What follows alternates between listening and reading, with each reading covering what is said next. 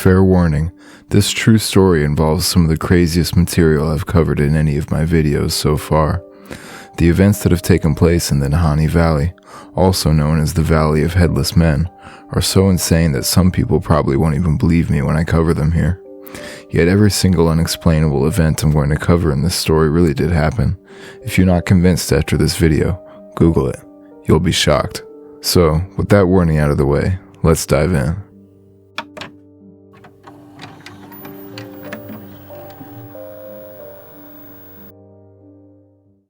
The Nahanni Valley can be found in the Northwest Territories of Canada within the Greater Nahanni National Park Reserve. The geography of the area is stunning, and the whole region is relatively untouched by humans. This is primarily because the Nahanni Valley is so far from any large, populated areas and requires lots of effort to get to. There are no roads leading into the valley, so anyone tempted to visit must either reach the area by foot after countless miles of hardcore hiking, or by air, even though there are very few places to safely land a plane, even today. According to Wikipedia, the only practical way to reliably access the Nahanni Valley is via float plane, as they can land on bodies of water. The valley is said by many to be cursed or haunted, and if any region deserves that classification, this place is it. There is a long history of shocking disappearances within the valley, far more than one would expect in any similar remote wilderness region. Plus, countless people, especially gold prospectors who traveled to the area throughout the 20th century, were found beheaded again and again with no explanation. It's clear that this place is full of dark, fascinating stories, so let's dive in and explore them. First off, several Native American tribes have attempted to settle in the Nahanni Valley, but it usually doesn't last. Some tribes have abruptly fled, saying they were constantly tormented by malevolent spirits that dwell in the area. Even more chilling, others such as the Naha tribe have simply disappeared altogether, leaving behind their supplies and resources, never to be seen again. While the claims from Native Americans that evil spirits inhabit the area may simply be myth or folklore, the following shocking incidents are not as easy to disregard. In 1904, 3 brothers named Willie, Frank, and Charlie McLeod ventured into Nahanni Valley, mostly by boat, with the hope of finding gold. They lived in the general Northwest Territories area and knew that the area we now call the Nahanni Valley was virtually untouched by humans, so they figured that if there was gold to be found in the region, they could be the first to collect it. Turns out they were right, and they found so much gold they literally filled all their containers to the brim before beginning their journey back home to sell the gold. However, when passing through some rapids on the way out of the valley, their boat capsized and they lost all their gold. They did survive and eventually made it back home, but it was a close call, and losing all of that gold must have been gut-wrenching. The 2 younger brothers, Willie and Frank, were determined to head back into the valley and collect some more gold, while the oldest brother Charlie stayed behind because of the close call they endured last time. To make up the absence of Charlie, the 2 younger brothers brought their friend Robert Weir with them, and in 1905, they finally ventured back into the Nahanni Valley. After several weeks went by and they hadn't returned, Charlie, who stayed behind, wasn't concerned. He figured they probably found another good spot and were collecting as much gold as they could. Then weeks turned into months, and months turned into a year, and still, Charlie wasn't concerned. He figured they must have really hit the jackpot and decided to stay through the winter to get as much gold as possible. However, after 2 years without word from Willie, Frank, or Robert, Charlie finally decided to head back into Nahanni Valley himself to find them. Charlie rounded up 4 other people from his area, and together the 5 of them began the long, arduous journey into the remote Nahanni Valley. The group maneuvered their boat through Flat River, which is the river that cuts through the part of the valley where the 3 brothers stayed during their first visit, and they kept their eyes peeled on either side of the shoreline for any signs of the missing men or their camp. Eventually they spotted a tent behind some trees, so they maneuvered their way to shore and got out of the boat. The scene they found was disturbing.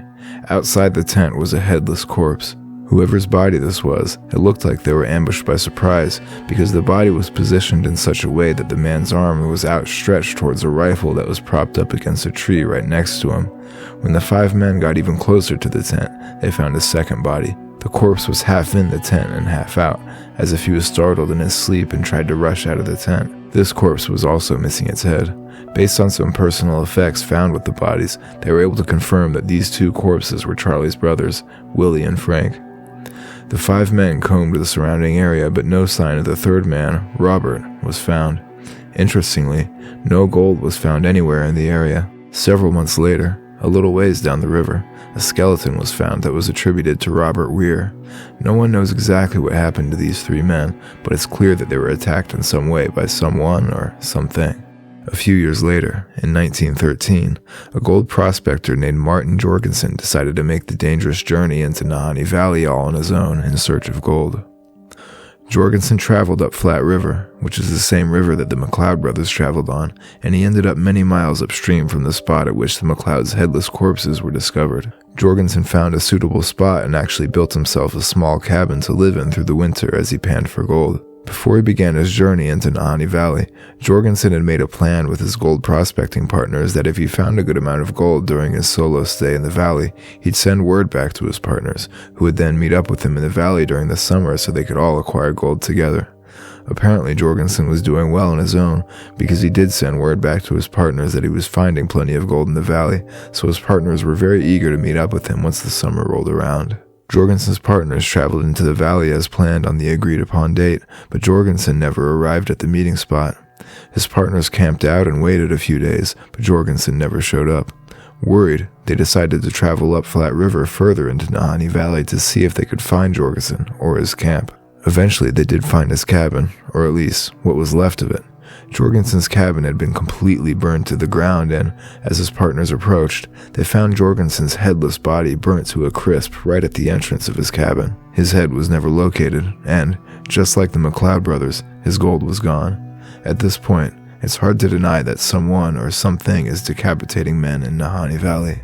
7 years later, gold prospector John O'Brien and his partner decided to ignore the rumors about something lurking in Nahanni Valley and venture into the area to collect as much gold as they could. They set up camp not far from where the McLeod brothers were found decapitated. They set up several gold traps along the river that would hopefully collect gold passively that the men could come back and collect later. After some time, John told his partner he was going to go check on all of their gold traps and said he should be back to their main camp in a few days. John's partner waited patiently for John, but after a week had gone by, he grew worried that something might have gone wrong.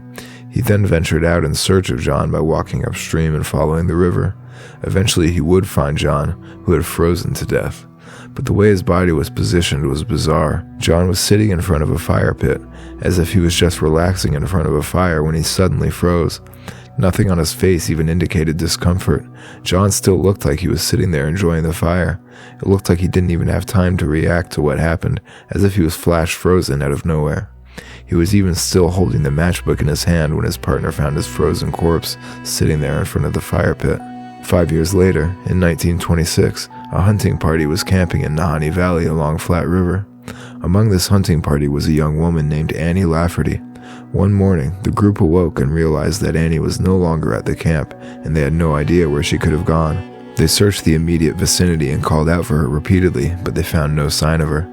The hunting party reported the incident to the mounted police, who came into the valley and searched the area more thoroughly, but no sign of Annie was ever found. Several months later, a man named Charlie, who happened to be camping near this hunting party on the night that Annie went missing, overheard someone talking about what happened to Annie.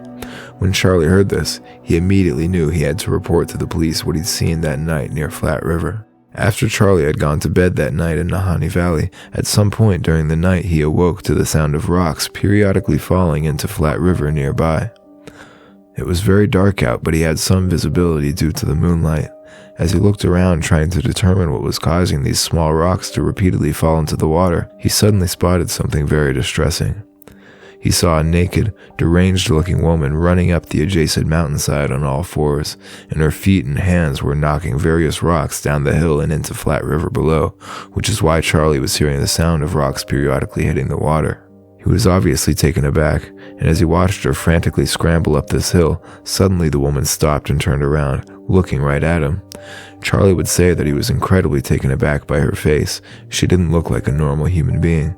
She looked possessed, like something was really wrong with her face. Charlie ducked down behind a tree, and ultimately the deranged woman continued galloping up this hill. Charlie reported these events to the mounted police, who, in response, described the general appearance and physical characteristics of Annie, the woman that went missing that night, and Charlie would say that their description matched the woman he saw that night. 4 years later, in 1931, another gold prospector, this one named Phil Powers, decided to head into Nahanni Valley in search of gold. He made it into the valley and found a spot near Flat River and built a cabin. Not long after, his cabin was found thoroughly and completely burned to the ground, with Phil's skeleton inside it. After some investigation, it was determined that the fire's origin was likely on the roof, so Phil should have had more than enough time to escape the cabin before the fire spread. As a result, many people think that Phil was likely already dead when the fire in his cabin started. 5 years later, in 1936, two more gold prospectors, William Eppler and Joseph Mulholland, entered the valley with the hope of getting rich. Shortly after they arrived and set up camp, they went missing. A search party was formed who found their cabin, but the men were nowhere to be found. Just like Phil Powers, the cabin of William and Joseph was burnt to the ground. Nobody knows what caused the fire or what happened to William and Joseph. 9 years later, in 1945, yet another gold prospector, this one named Ernest Savard, was found decapitated in his sleeping bag right along Flat River. No clues were found as to who or what killed him. 1 year later, in 1946, another gold miner went missing in the valley, this one named John Patterson. A search party then went looking for him over the course of several days. They had no luck, but on their final night in Nahanni Valley as they were camped out near Flat River, some native tribespeople came into their camp and warned the search party about some evil white figures that are wandering around the valley that night. The native people said they saw these figures down by Flat River and several more in the forest. Apparently the entire area was infested with these entities on this particular night. The native people told the members of the search party to avoid being spotted by these white figures at all costs. This obviously terrified the members of the search party, who later reported that all throughout that night they heard non-stop wailing sounds coming from all around them. They said they felt as if these entities were intentionally trying to scare them for the sole purpose of trying to get them to leave as soon as possible. The leader of that search party said that the entire valley felt incredibly sinister, and that he will never forget the horrific wailing noises they heard during that final night in the valley. There are several unexplainable disappearances and deaths that occurred in Nahanni Valley that I didn't cover in this video, simply because it would take too long to detail every single incident, as there have been dozens and dozens of them. However, I will say that in other videos and articles I've seen on this topic, people often neglect to mention that these bizarre events didn't stop in the mid-1900s. Although they are certainly far less common today, they do still occur. Apparently, many portions of the valley have been closed off from public access for some time now. Regional Canadian officials have come up with their own public explanations for closing off many of these zones, but lots of Canadians throughout the Northwest Territories suspect that the real reason these areas were closed down is to prevent any more people from falling victim to whatever malevolent entity or force is lurking around Nahanni Valley. Well, that's it for today's video. Please give this video a thumbs up and leave a comment if you enjoyed it. Also, if you have any interest in crazy missing person stories, creepy stories from Reddit, true crime content, and much more, then please do subscribe to my channel and check out my other videos. Anyway, thanks for watching.